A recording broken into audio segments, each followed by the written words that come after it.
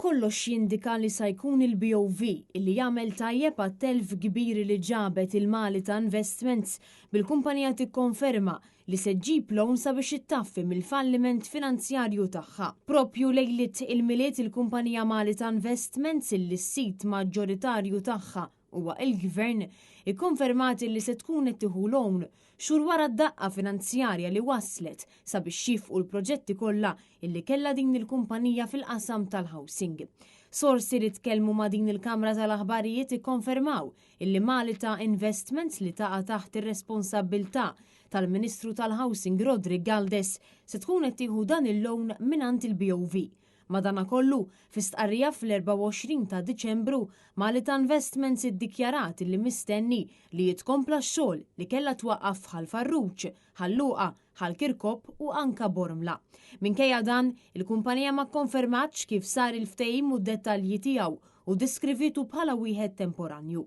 Rapporti qed jindikaw ukoll illi sorsi mill-Ministeru għall-Finanzi spjegaw illi l-finanzjament jista' jkun wieħed ta' miljuni ta' euro u li dan il-loan għadu mhux iffinalizzat u dan jiddependi minn bidliet interni fl-istrutturi ta' Malta, inklużi bidliet fl-organizzazzjoni tagħha. Malta Investments ilha għal dawn l-aħħar ġimgħat f'kontroversja enormi wara li ġie żvelat li din il-kumpanija fallit finanzjarjament, tant illi kellha twaqqaf numru ta' proġetti illi daħlet għalihom. Dan kollu bir-riżultat li ċ-chairperson Johan Farrugia Reżenja u l-ex MP Laburista u ex-chairman ta' Malta Investments allegat li l-Ministru responsabbli u ċoe Rodri Galdes kien jindaħal fl-operazzjoni ta' Malta Investments.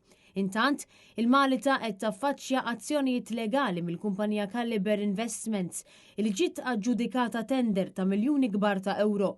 Iżda dan it-tender intemm ħesrem u ingħata lill-kuntratturi Awċin, l-istess kuntratturi li Galdes daħal fi ftehim magħhom sabiex akkwista duplex penthouse bl-arja u anka garaxx f'Għawdex għal prezz ta' 140,000 euro.